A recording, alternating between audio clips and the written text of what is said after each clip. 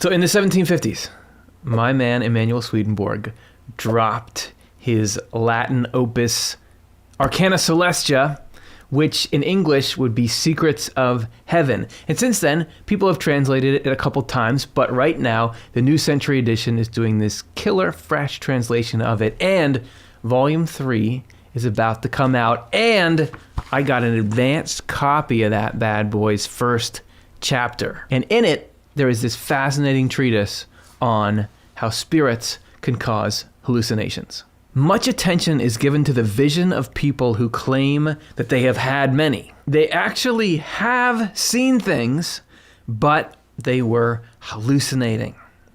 I've been taught about such visions and also shown how they occur. There are spirits who bring up imaginary images of seemingly real objects, like those seen in shadow or by moonlight, or even by daylight out of the corner of one's eye. Then, the spirits focus the person's mind without pause or let-up on the thought of some object, whether it is an animal, a freak of nature, a forest, or something else. As long as the person's mind is fixed on this thought, the hallucination grows and develops until she or he becomes convinced. The person sees the object as absolutely real when in fact it is nothing but an illusion.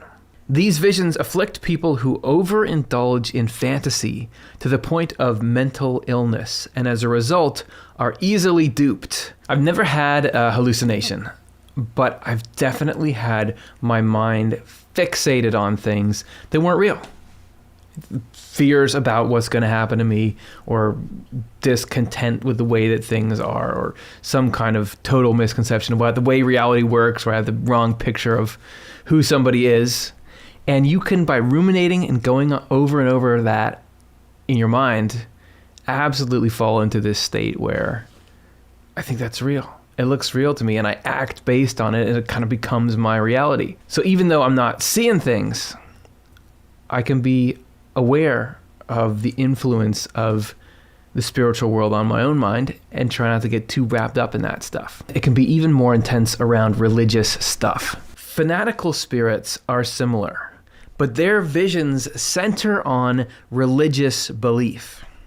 They themselves are so firmly convinced of their beliefs and work so hard to persuade others that they are capable of swearing to the truth of a falsehood or the validity of a delusion. You think Swedenborg's all about religious stuff? Doesn't he write all the time about Bible and Christianity and all kinds of spiritual things? But you can't get too sure about anything.